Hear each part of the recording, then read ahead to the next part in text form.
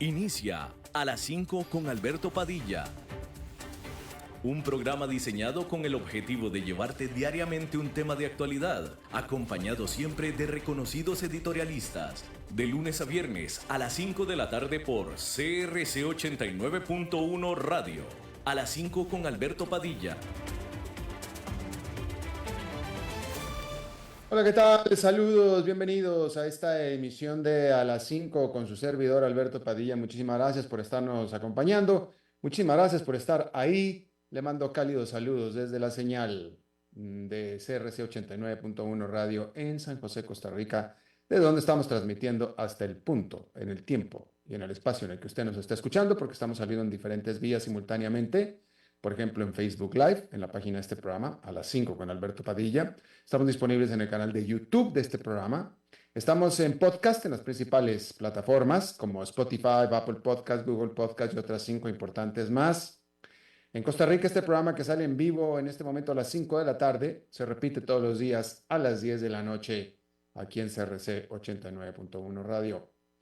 En esta ocasión me acompaña, como usualmente, tratando de controlar los incontrolables, el señor David Guerrero, y la producción general de este programa, siempre poderosa, desde Colombia, a cargo del señor Mauricio Sandoval. Justamente vamos a quedarnos en Colombia y justamente con el productor de este programa, el periodista Mauricio Sandoval, que se une a nosotros en vivo en este momento para reportarnos sobre la situación en este momento de seguridad en Colombia. Hay que decir que, pues de alguna manera, y Mauricio me corregirá a mí, pero si de alguna manera había un gobierno que se esperaba que fuera más pacificador que cualquier otro de los anteriores, era el gobierno actual de Gustavo Petro, simplemente por el corte izquierdista que el propio gobierno de Gustavo Petro tiene, pero todo pareciera indicar que ni la situación de seguridad ni la situación de paz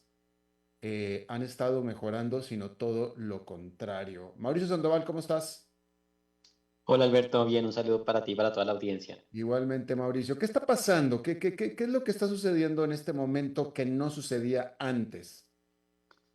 Bueno, ya lo hemos mencionado varias veces, hace un mes justamente hablamos también en este programa de la situación de inseguridad en Colombia y es justamente la causa radica principalmente, y lo comentábamos la vez pasada, de la mala implementación de los acuerdos de paz con las FARC, que si bien no era el único grupo ilegal que había en Colombia, sí era el más grande y más poderoso que firmó la paz con Juan Manuel Santos.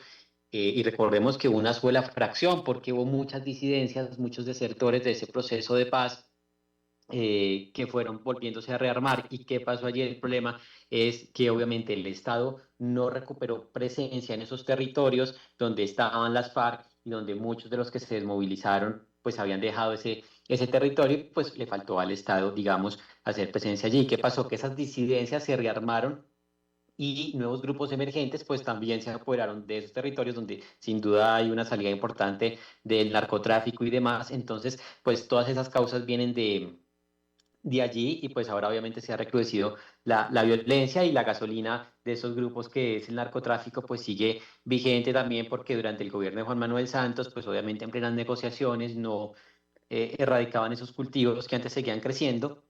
También ya lo hemos comentado varias veces, se suspendió la fumigación con glifosato, este herbicida, pues que arrancaba con esos cultivos muy bien, de manera que ya tocaba hacer erradicaciones manuales y pues digamos era más difícil. Entonces teniendo más producción de droga, pues más finanzas van a tener. Entonces digamos todo este tipo de factores pues han ocasionado que hoy justamente pues se haya recrudecido el conflicto en algunas zonas del país.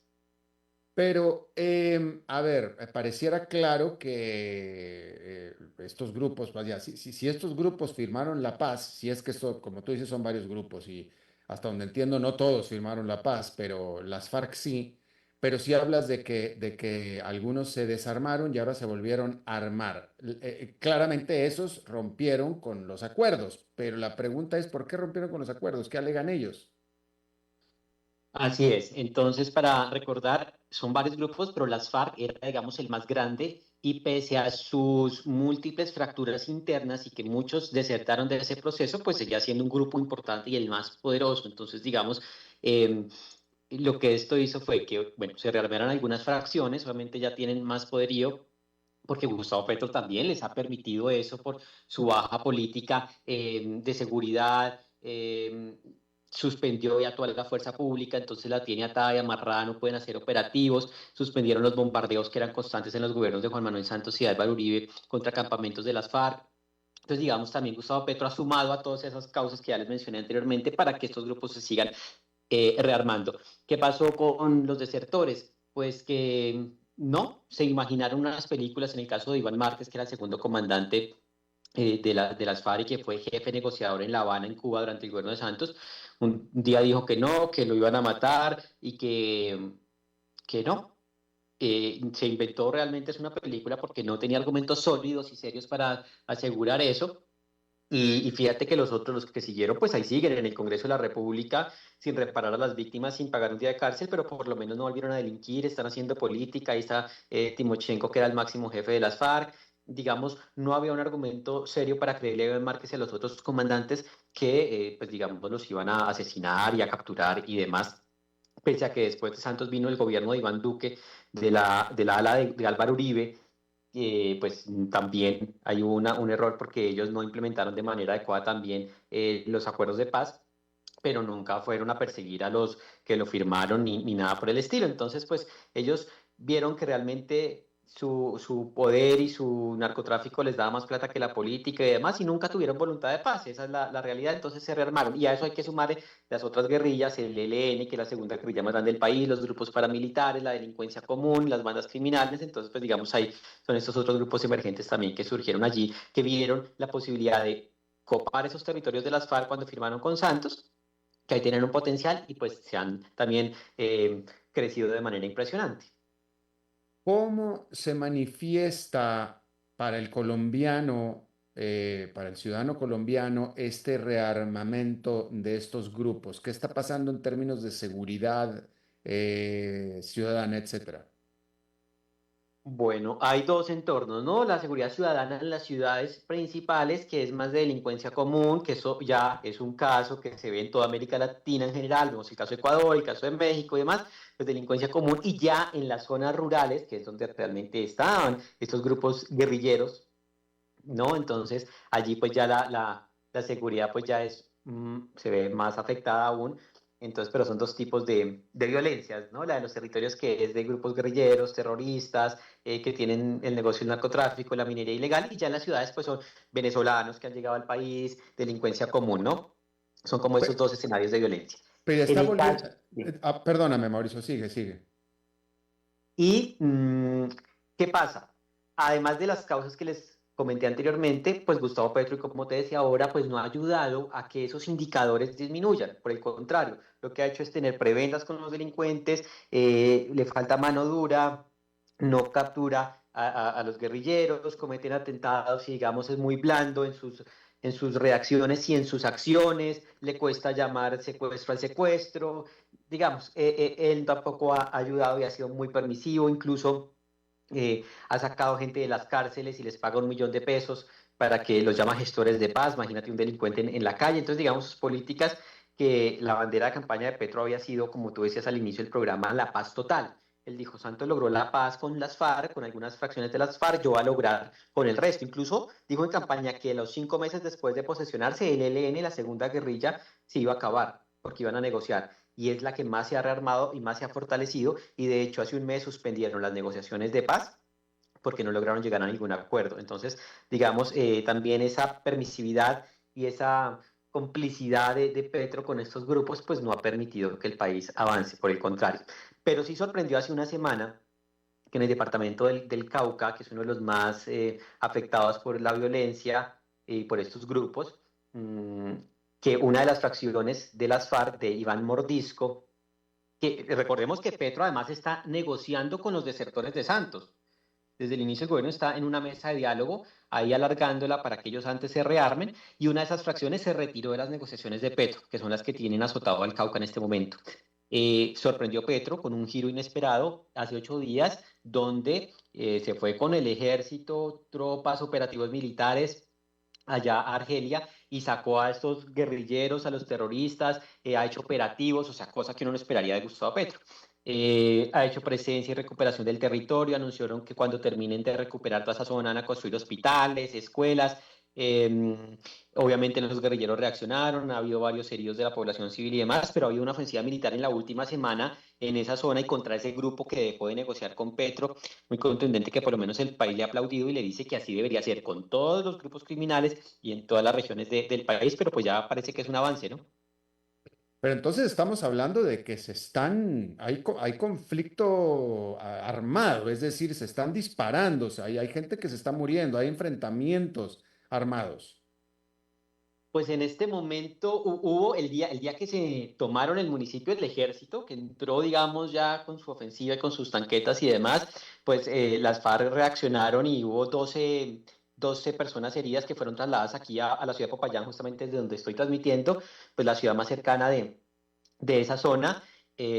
Fue como lo único, pero digamos sí ha habido muchos, a lo largo del gobierno de Petro, de estos 2 años, ha habido mucho conflicto y enfrentamiento entre ejército y disidencias de FARC y ELN y en algunas zonas del país, pese a que él tiene firmado con la mayoría de grupos ilegales un cese bilateral del fuego que se ha incumplido, pero él sigue ahí también negociando con algunos grupos, lo que le dicen, si han incumplido, no hay voluntad de paz, lo que ese cese ha permitido es que esta gente se rearme, Pe- ingrese más armas a las zonas, más ¿Y, granadas y se fortalezcan. Entonces, y, digamos, no sé cómo y, explicar y- esas y- decisiones. y qué es lo que te parece a ti que es la determinante de este rearmamiento? ¿Es el flujo del dinero del narcotráfico? ¿Es eso? Claro, pues ese es el principal combustible de estos grupos. Entonces, al haber mayor presencia de cultivos ilícitos en el país porque no los erradican, pues tienen mayor fuente de ingreso. Segundo, ¿qué otra cosa les ha permitido rearmarse? La permisividad de Gustavo Petro y de su gobierno, que no les hace operativos, no les hace inteligencia, se extienden por el país como Pedro por su casa. Antes había esa inteligencia que tenían ubicados los campamentos, iban allá y les hacían bombardeos. Eh, la permisividad que si llegan a capturar a algunos los sacan de la cárcel, entonces saben que no les va a pasar nada, mientras que lo que dicen todos los analistas fue que la mano dura de Álvaro Uribe durante sus 8 años de gobierno, que arrinconó a las guerrillas, sobre todo a las FARC, permitió que ya con Santos negociaran porque ya no tenían para dónde más moverse ni dónde más tener ingresos. Ya los tenían arrinconados con las capturas, con los bombardeos, con las dadas de baja. Entonces con Santos ya no les dio otra que negociar, pero aquí lo que ha pasado es que se han fortalecido por justamente todo eso, porque son permisivos, porque no les hacen operativos, porque si los capturan los sueltan, porque si hacen un atentado el presidente no lo rechaza, entonces rechaza solo algunos. Apenas de 2 años después empezó a hacer operativos militares que los empezó a hacer hace una semana, pero solo con una fracción. Entonces, digamos, no hay una política concreta de paz y de seguridad que también a estos criminales los asuste o les permita saber cómo van a reaccionar. Entonces, toda esa flexibilidad pues ha permitido que esta gente cada vez tenga más poder, más presencia en otras zonas del país y se hayan rearmado. Es decir, que lo que nos estás diciendo es que el gobierno de Petro o sea, son varios grupos que están enfrentándose al gobierno, pero el gobierno de Petro está combatiendo solamente a algún grupo selecto y no a todos. Exactamente. El que está combatiendo, que es una fracción muy poderosa, pero muy pequeña, es la de alias Iván Mordisco, un disidente de las FARC. Cuando Santos firmó la paz, hubo como tres grandes estructuras fuertes de las FARC que desertaron, ¿no? Que son disidentes. De esas tres estructuras, que es el Estado Mayor Central, Gustavo Petro, una vez llegó al poder, los llamó, que mucha gente le criticó, le decían, si ya no mostraron voluntad de paz con Santos, que les dio todas las prebendas, curules políticas en el Congreso, ¿usted qué va a hacer allá hablando con esos criminales? Hay que combatirlos. A él no le importó y se fue a negociar con esos tres de las FARC. Pero uno de esos grupos, que es el de alias Iván Mordisco, desertó hace poco de esas negociaciones con Petro, y es al que Petro está atacando en este momento porque desertó de las negociaciones. Eso con las FARC. Con el ELN venía negociando también. Petro dijo que a los 5 meses de posesionarse se acababa el ELN, no se ha acabado, antes está más fortalecido. Con ellos rompieron conversaciones hace un mes, que lo reportamos en este programa porque atentaron contra un campamento y una brigada militar y asesinaron a varios militares. Petro suspendió suspendió conversaciones de paz con el ELN, y dijo que iba a adelantar operativos militares y demás con ese grupo, pero pues ahí estaba como quieta la cosa. Y está negociando también con el Clan del Golfo, que son residuales de los grupos paramilitares, que ya son más como bandas criminales, también está negociando con ellos. Mejor dicho, él se sentó el primer día de gobierno a hablar con todos, a negociar con todos. y rompió negociaciones hace un mes con el ELN y una de las disidencias de las FARC, de estas tres grandes, desertó hace un mes también y es con las que está atacando, combatiendo Petro en este momento en el Cauca, pero solo una fracción. A los otros están negociando o ha habido mucha permisividad.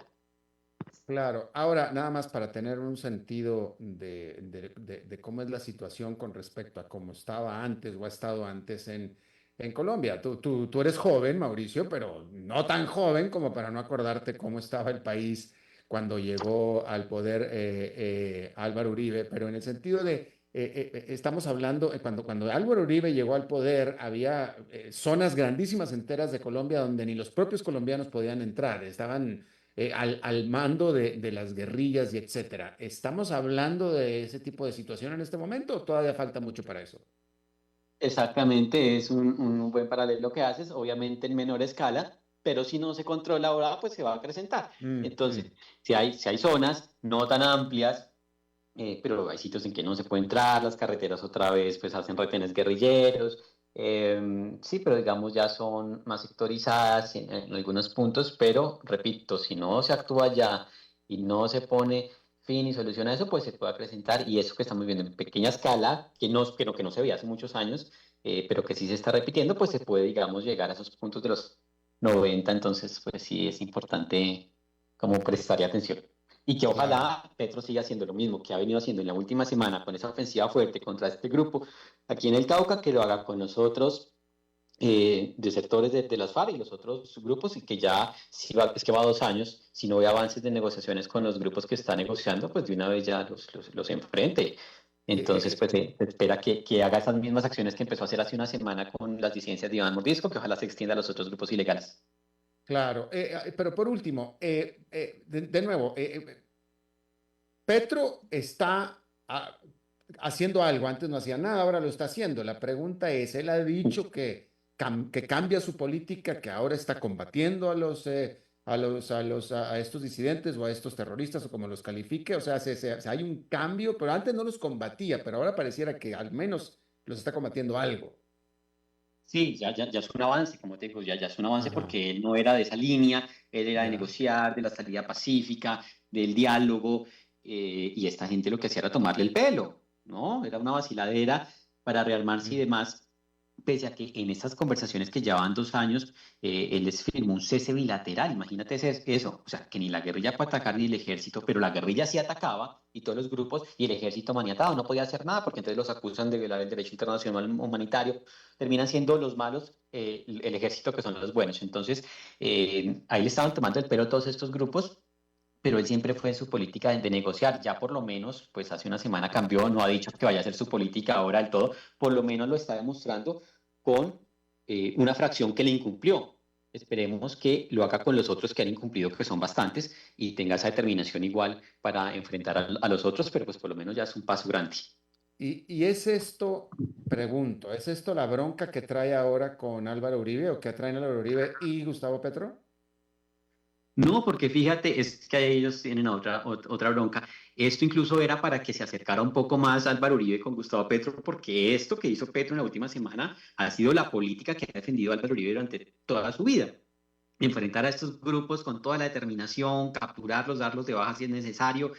Entonces, digamos, eso por el contrario hubiera sido para que Álvaro Uribe le aplaudiera y, digamos, se acercara un poco, pero no, la diferencia que tienen ellos ahí es por una situación que se presentó hace algunos años, también de unas masacres, y pues están haciendo un juicio contra Álvaro Uribe, que también lo hemos reportado aquí en el programa varias veces, Mm, y entonces, pues Petro le lanza ahí sus dardos en X, ¿no? En Twitter diciéndole que muchos campesinos fueron asesinados también durante el gobierno de Uribe, que él permitió eso y prácticamente lo responsabiliza. Y lo que le contesta Álvaro Uribe es que mientras él trabajaba, Gustavo Petro delinquía, porque en esos años Gustavo Petro era pues guerrillero, ¿no?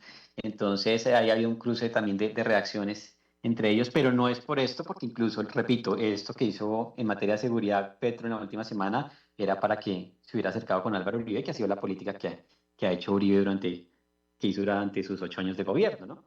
claro, claro. Bueno, pues Mauricio Sandoval, periodista colombiano, productor general de este programa ya durante varios años ya, mi querido Mauricio, te agradezco muchísimo por tus reportes de Colombia. Y Alberto, un feliz fin de semana para ti y para todos los oyentes. Igualmente para ti, Mauricio. Vamos a hacer una pausa y regresamos con más.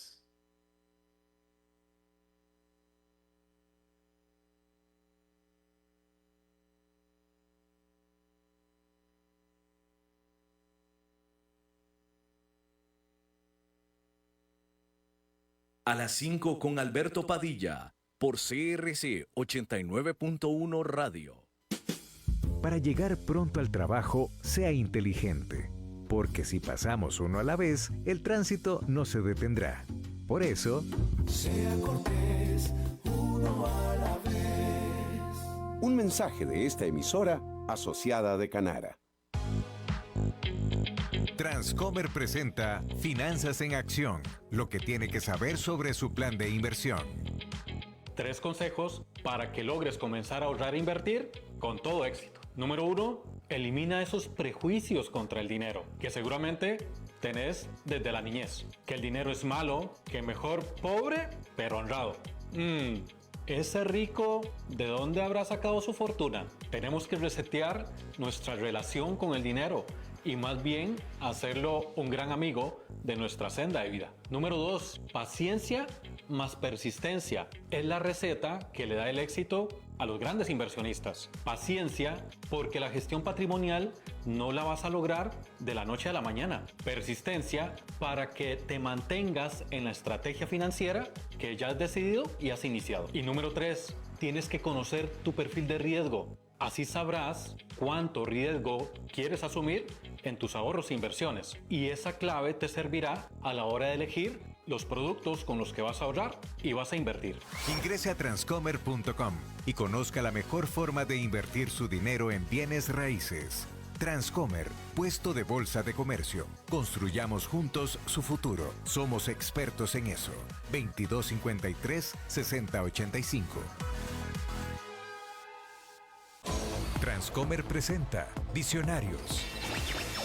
Somos Alejandra Garrete y Carlos Jara. Uno de los objetivos que siempre tuve en la vida fue poder pensionarme joven. Evaluamos muchas opciones y la que más nos convenía era con Transcomer. Y eso fue el año pasado. Trabajé hasta el 15 de diciembre de 2023.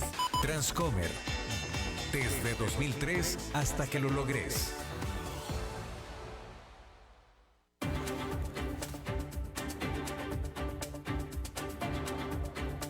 A las 5 con Alberto Padilla, por CRC 89.1 Radio.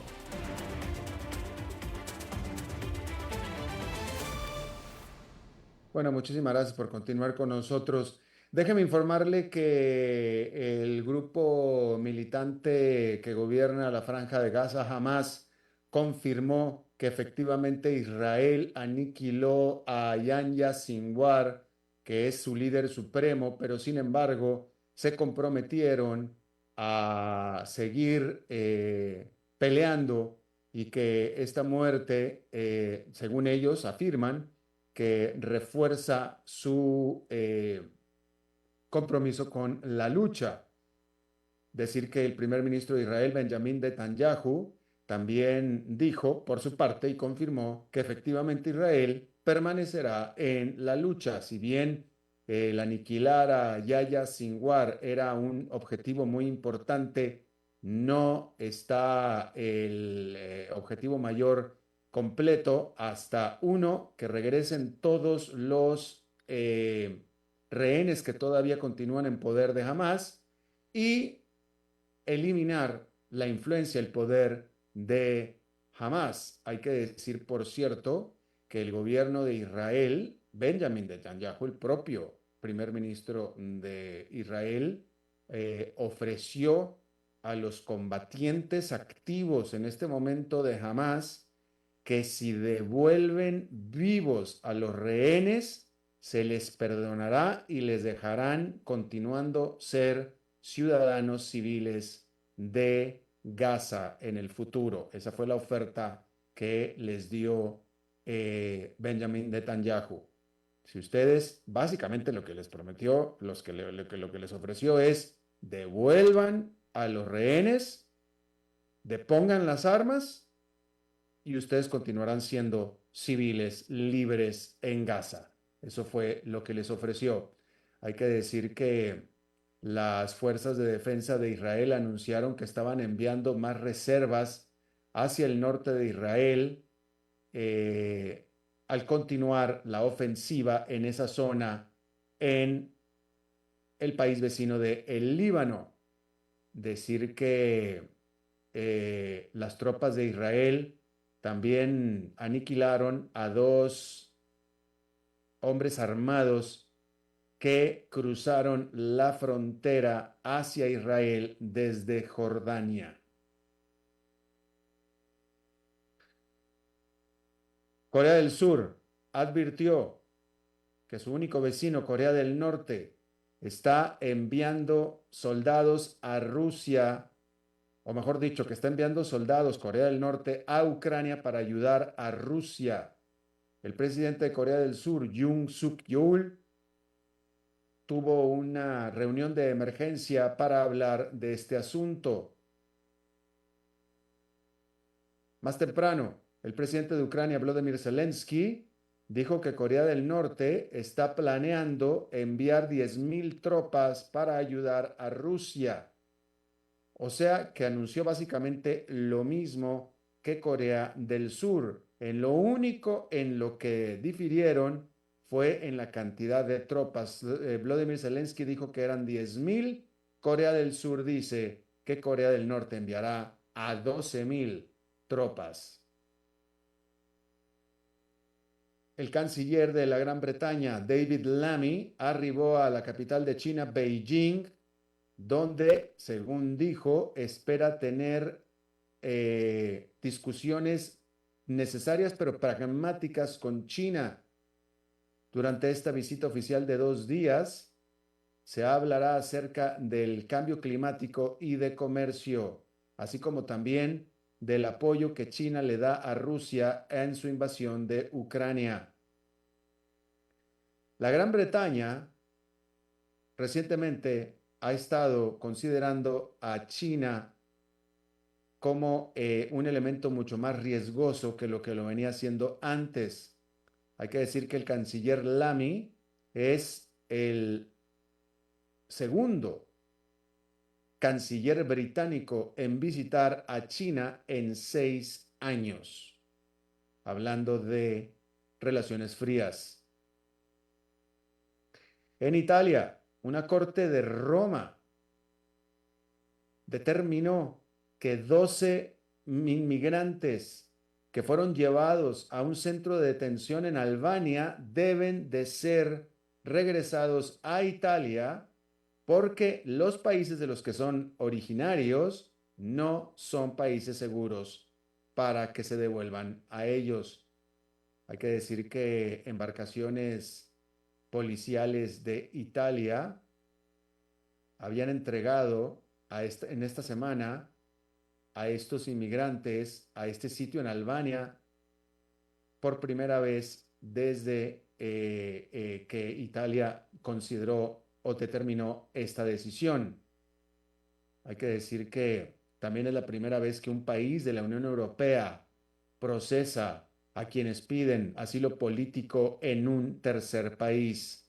Por supuesto que esto es una derrota importante, una afrenta para la presidenta de Italia, Giorgia Meloni, y por supuesto que el gobierno de Italia, por tanto, entonces dijo que apelará de manera determinada esta decisión de una corte en Roma. Bueno, pues hay que decirle que continuamente en Estados Unidos se habla del día de las elecciones, que es el día de las elecciones en la primera semana de noviembre, pero la realidad es que en gran parte del país no es un día de elecciones, son varias semanas de elecciones. Entonces, en varios estados de la Unión Americana, ya desde esta semana, comenzó la votación, lo que le llaman ellos votación temprana, pero pues es votación, es simplemente en la práctica el periodo de votación no es de un día como sucede en muchos países y como típicamente sucede en los países que nosotros conocemos o de los que somos originarios, que es un solo día y en ese día es donde la gente vota. En Estados Unidos no me queda claro, y aquí le voy a deber el dato, no me queda claro si es en todos los estados de la Unión Americana, me parece que no, pero sí en algunos, y cada quien tiene su propia fecha para abrir la votación, que se le llama votación temprana, pero pues es exactamente lo mismo que hacerlo en lo que se le conoce como el día de la votación. Es exactamente lo mismo, simplemente es una facilidad que se le da al ciudadano para que no deje de votar. Es decir, si no puedes ir a venir a votar el día de la elección, pues entonces puedes venir cualquier otro día, ¿no? Bueno, a este respecto hay que decir que Georgia, el estado de Georgia, que es un estado columpio, vamos a decirlo así, comenzó esta semana el lunes con la votación temprana y ya en este momento en ese estado se reporta que se rompió el récord de 1 millón de votantes que lo hicieron tempranamente en la primera semana de que se abrió esta ventana de oportunidad.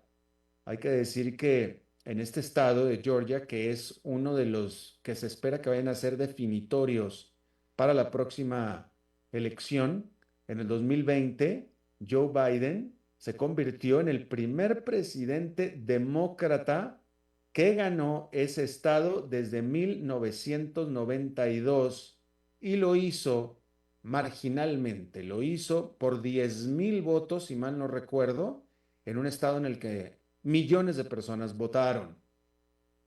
Y por tanto, pues es absolutamente fundamental junto con Pensilvania para Kamala Harris y para Donald Trump. Ahora, las encuestas, si usted le cree a las encuestas siguen decididamente empatadas. Decididamente empatadas. Así es que vamos a ver qué es lo que sucede. Que hay un consenso de que hay un consenso de que las elecciones la van a decidir los votantes indecisos. ¿Sí? Los indecisos, que son una buena cantidad, ellos son los que, y según las encuestas, los indecisos permanecen indecisos en este momento. Así, permanecen indecisos en este momento. Y los estados más indecisos es Georgia, Pensilvania y algunos otros más. Todos los demás, por ejemplo, Texas es republicano y siempre será republicano. Florida es republicano y siempre será republicano. California es demócrata y siempre será demócrata. Esos no tienen problema. El problema son este otro puñado de estados como Georgia y como Pensilvania. Arizona es otro de ellos. Donde están los indecisos y ellos son los que finalmente van a definir la elección. Y a este respecto, mire, yo lo único que le voy a decir, y creo que estoy siendo objetivo, yo siempre le he dicho aquí, y esto es un hecho, Donald Trump jamás ha ganado una elección popular. Nunca. Ni cuando ganó la presidencia, ganó la elección popular. Hillary Clinton, que fue su contrincante en ese momento, ganó varios millones de votos más que Donald Trump. Pero por el sistema de colegio electoral es como ganó la presidencia Donald Trump. No ganó en cantidad de votos populares, de votos de ciudadanos, votos constantes y sonantes. Ganó por el sistema de colegio electoral, que es un sistema bastante sui generis que hay aquí en Estados Unidos. Fuera de eso, Donald Trump nunca ha ganado una elección popular en su vida, jamás, en las que ha participado o influido. Nunca. Nunca. Ok. Otro dato nada más, otro dato. Hoy nos damos cuenta que Hillary Clinton en realidad era muy mala candidata. Tenía mucho bagaje, tenía mucho lastre. Hoy nos damos cuenta. ¿Por qué nos damos cuenta de eso? Simplemente por este otro dato muy sencillito, muy sencillito. Y usted, digo, vaya, esto es totalmente comprobable, no es ninguna opinión. Hasta Joe Biden le ganó a Donald Trump. ¿Eh? Hasta Joe Biden le ganó a Donald Trump. Si Joe Biden le ganó a Donald Trump, cualquiera le gana a Donald Trump. Yo siempre le he dicho aquí, Donald Trump da ratings, no da votos. Y de nuevo, le reitero, hasta Joe Biden le ganó. Y Joe Biden le iba a ganar otra vez. Pero después pasó lo que pasó en el debate y después de ahí yo cambié de mi posición y sí dije yo, este Joe Biden no le va a ganar a Donald Trump y los demócratas dijeron lo mismo y por eso pusieron a Kamala Harris. Y entonces, yo reitero de nuevo, si me permite, hasta Joe Biden le ganó. Y si le ganó Joe Biden, le gana cualquiera. Vamos a ver qué sucede. Bien. En Cuba, toda la isla de Cuba, toda la isla de Cuba, de punta a punta, toda la isla de Cuba, junto con sus 10 millones de habitantes, todos perdieron poder eléctrico.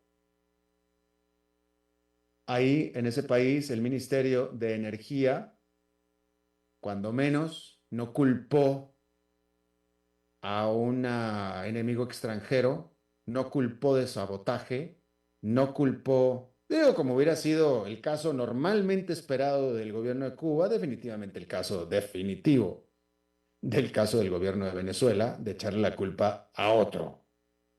¿Sí? En el caso de Cuba, sorprendentemente, no culpó a nadie extranjero, ni foráneo, ni ajeno. Dijo el ministro de Energía de Cuba que esto se debió a que falló una planta de energía eléctrica en la isla.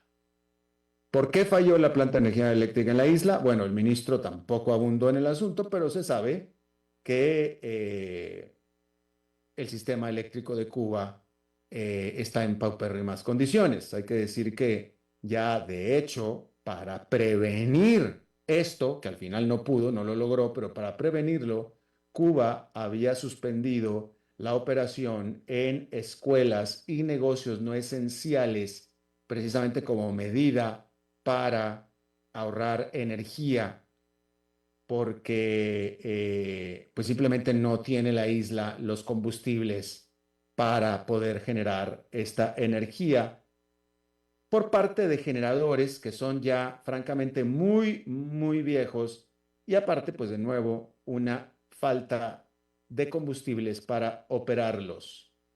Y de nuevo, no es que fuera esperado lo que sucedió, pero sí era conocido que el gobierno estaba tratando de evitar lo que finalmente no logró evitar, que es este apagón generalizado, porque ya había apagones recurrentes y etcétera. O sea, era imposible de esconder que había una crisis energética en la isla. Y bueno, hoy, este viernes, sucedió lo que ellos estaban tratando de evitar: un apagón en toda la isla. Y bueno, ahí está.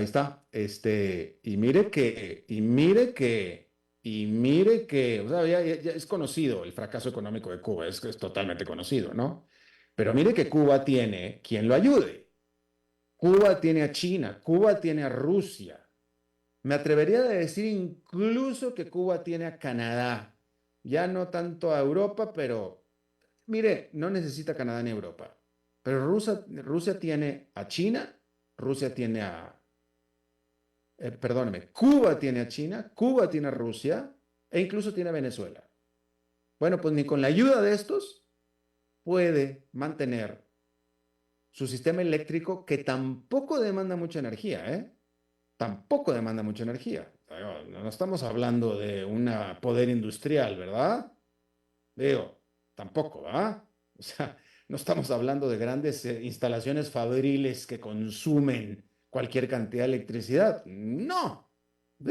Hay que ser sinceros. El grueso de la generación eléctrica de Cuba se va para alumbrado, para los foquitos en el techo, los bombillos, literal. Y no pueden, no lo logran, ni siquiera. Y de nuevo, al menos tuvieron la decencia de no invocar al famoso bloqueo de Estados Unidos, porque de nuevo, ese bloqueo no tiene nada que ver con el flujo de ayuda que pudo haber llegado en teoría sin problema desde China y también desde Rusia y también desde Venezuela, que debemos de asumir que llega y llegó, pues ni así siquiera les alcanza para poder mantener funcionando o en buenas condiciones un sistema eléctrico que no requiere y que no tiene y no sufre de muchísima demanda por energía. Así es que ahí lo tiene usted para hablar acerca de pues del sistema económico. Hablando de uno de los benefactores de Cuba, de China precisamente, hay que decir que este país, como usted sabe, está teniendo sus propios problemas importantes y las últimas cifras económicas que se dieron a conocer este viernes en China demuestran que la economía de China creció en un 4,6% anual al tercer trimestre de este año, que es, hay que decirlo, un poquito más de lo que se estaba esperando. Hay que decir que la producción industrial de China rompió los estimados, pero también decir que los inversionistas de China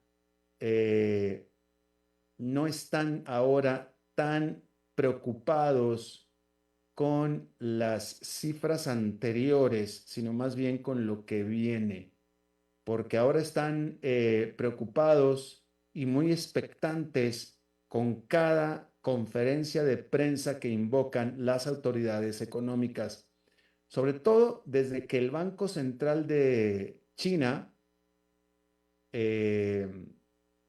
y también los reguladores financieros anunciaron en septiembre 24 una sorpresiva y por tanto inusual conferencia conjunta de prensa. Y a partir de desde entonces los inversionistas han estado bastante expectantes y por tanto nerviosos y por tanto también sobrereaccionan con cada uno de estos anuncios que se dan por una razón muy sencilla. Y es que todos están esperando el gran paquete de reformas económicas, el gran paquete literalmente, el gran paquete de reformas económicas que vaya a necesitar, a ver, ¿cómo lo puedo decir? Están esperando que China por fin anuncie las medidas definitivas y definitorias para solucionar la crisis en la que están en este momento. Eso es lo que han estado esperando. Y hasta ahora, en teoría, las autoridades financieras de China han estado presentando una serie de medidas para, en teoría, resolver estos problemas y todas se han quedado cortas. Entonces, todavía siguen los inversionistas esperando el gran y buen paquete. Pero cada vez que ellos salen a presentar alguna medida, los inversionistas quedan decepcionados porque siempre salen con el consenso de que este no es el paquete suficiente. Las autoridades pueden y deben hacer más y todavía no lo hacen. Y ese es el sentimiento con el que están. Y así llevan ya varias semanas, por no decir varios meses todavía. hay que decir que la Agencia de Planificación de China, así como el Ministerio de Finanzas de China y el Ministerio de la Vivienda, todos han presentado en conferencias de prensa varias medidas, como estábamos diciendo, pero todavía ninguna de estas ha cumplido con lo que los inversionistas han estado esperando. No han tenido el tamaño fiscal que están esperando, apoyados de la opinión de economistas internacionales, ¿no? Y bueno, las cifras de este viernes, aunque efectivamente fueron mejores a lo esperado, sugieren que la economía todavía está trastabillando.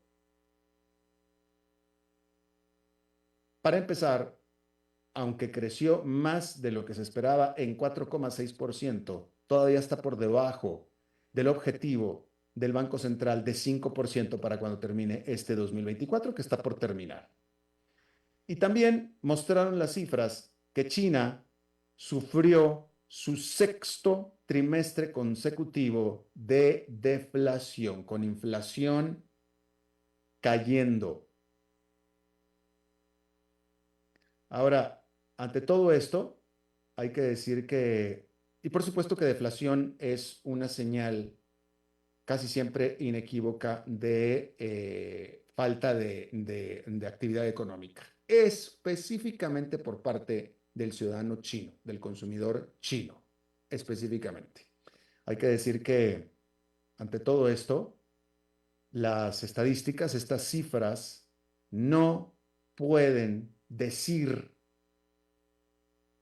qué tanto estímulo económico el gobierno finalmente podrá o querrá, sobre todo querrá dar, pero sí dejan de manifiesto, y aquí es donde está la decepción de los analistas, que estas cifras que presenta la economía de China sí dejan claro la cantidad del estímulo económico que la economía de China necesita. Y por tanto es que los inversionistas siempre se quedan o siempre se quedan con el sentimiento de que el gobierno y las autoridades se quedan cortas a la hora de presentar estas medidas. Bueno, siendo viernes, vamos a cerrar este programa, vamos a cerrar la semana en nota pues más positiva, ¿no? Más de bienestar alternativo, con nuestra colaboradora y buena amiga Mafa Moya. Mafa. Muy buenas tardes, feliz viernes, queridos oyentes, Alberto, a Mauricio en los controles, como todos los viernes en este espacio de bienestar alternativo. Hoy quisiéramos hablar de adaptarse al cambio, la clave para ser resilientes. ¿Cuántas veces han sentido que el mundo se mueve más rápido de lo que ustedes pueden manejar? Vivimos en una época de cambios constantes donde la certeza parece pues como un lujo cada vez más escaso. La pregunta no sé si sería como si nos estamos enfrentando correctamente a los cambios, sino cómo manejamos esos cambios cuando lleguen. Y aquí está el secreto. El cambio no es el enemigo, sino es un proceso natural de la vida. Nuestra tarea no es resistirlo, sino adaptarnos con sabiduría y resiliencia. El poder de adaptarse y ser resiliente nos permite tener la capacidad para adaptarnos a cualquier circunstancia, porque es una de las herramientas más poderosas que tenemos a la hora de enfrentar nuestros desafíos. No siempre podremos controlar lo que nos ocurre, pero sí podemos elegir cómo respondemos ante ese desafío. La resiliencia es esa capacidad de saltar hacia adelante después de una caída y de transformarnos en medio de la incertidumbre. Es como un músculo que se fortalece cada vez que enfrentamos la adversidad. Todos aquí seguramente hemos pasado muchas adversidades.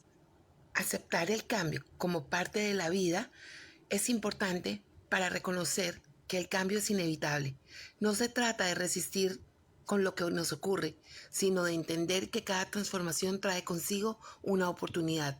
Lo que no evoluciona se estanca. Así que pensemos en la naturaleza. Las estaciones cambian y cada una tiene su propósito. Si el invierno se resistiera a dar paso a la primavera, no podríamos experimentar su belleza ni sus frutos. Así es la vida. De segundo sería como desarrollar la flexibilidad mental. Las empresas y las personas que prosperan no son las más grandes ni las más fuertes, sino las más flexibles. La clave está en cultivar esa mentalidad de aprendizaje. Cada desafío nos enseña algo. ¿Qué tal si, en lugar de preguntarse el por qué, ¿para qué me pasa esto? ¿Qué puedo aprender con esto? Ser flexible significa abrazar lo desconocido sin miedo y con curiosidad para sacar el mejor provecho ante esas incertidumbres o desafíos. Y el tercero sería también cómo gestionar esa incertidumbre. El mayor reto no es el cambio en sí, sino la incertidumbre que nos acompaña, el no tener el control de lo que viene. Así que es fundamental anclarse en el presente. Muchas veces intentamos predecir el futuro para sentirnos seguros, pero la verdad es que la única certeza que tenemos es desde el aquí y desde el ahora. Les propongo algo: la próxima vez que sientan ansiedad por lo que viene, enfóquese en lo que pueden hacer en este instante, en este momento. Cada acción pequeña cuenta. Y esto nos lleva al autocuidado también como clave de la resiliencia. Quiero hacer una pausa porque es importante hablar del autocuidado. Ser resilientes no significa empujarnos hasta el agotamiento total, normalizando que el estar estresados es como ya nuestra forma normal de vida. A veces la mejor forma de avanzar es detenerse, respirar, recargar energía. Ningún cambio vale la pena si perdemos la salud o la paz mental en el proceso. Escuchar nuestro cuerpo, mente, nos permite enfrentar los desafíos con mayor claridad. Sanos equilibrios, sana alimentación, sana hidratación y sanos descansos son parte del autocuidado importantísimo para poder ser empresarios resilientes. Y viene lo último, pues también liderar con el ejemplo en tiempos de cambio. Ahora la reflexión está para ustedes, empresarios y líderes que nos escuchan. El cambio empieza con ustedes. ¿Qué tanto son ejemplo para sus equipos? Si sus equipos ven que ustedes afrontan los cambios con calma, con optimismo, con apertura, con flexibilidad, ellos harán lo mismo. Además, fomenten una cultura donde los errores se vean como oportunidades de aprendizaje y crecimiento. Nadie tiene todas las respuestas, pero un equipo dispuesto a aprender y adaptarse siempre encontrará el camino. Hacer de la incertidumbre una aliada es una forma inteligente de hacer empresas más sostenibles. Quiero compartir una frase que me inspira mucho. No es el más fuerte el que sobrevive, ni el más inteligente, sino el que mejor se adapta. Hoy más que nunca, ser flexibles y resilientes no es una opción, sino una necesidad. En lugar de temerle a esa incertidumbre, hagamos de ella nuestra aliada. Cada ejemplo, por incómodo que sea, nos da la oportunidad de ser mucho más fuertes, más sabios y más humanos. Gracias por acompañarnos en estos espacios. La próxima vez que la incertidumbre toque la puerta, recíbanla con los abrazos abiertos y con la certeza de que están preparados para crecer y transformarse. La vida es este constante cambio y es aquí y ahora. Pasen felices, les deseo un excelente fin de semana. Nos vemos el próximo viernes. Bueno, pues muchísimas gracias, Mafa Moya. Sigan a Mafa en sus redes sociales, @Mafa Moya, Mafa de María Fernanda Moya con Y, Mafa Moya. @Mafa Moya en todas las redes sociales. Y bueno, eso es todo lo que tenemos por esta emisión de A las 5 con su servidor Alberto Padilla. Muchísimas gracias por habernos acompañado. Espero que termine su día en buena nota, en buen tono, que tenga muy buen fin de semana y nosotros nos reencontramos en la próxima. Que la pasen muy bien. A las 5 con Alberto Padilla fue traído a ustedes por Transcomer, puesto de bolsa de comercio. Construyamos juntos su futuro. Somos expertos en eso.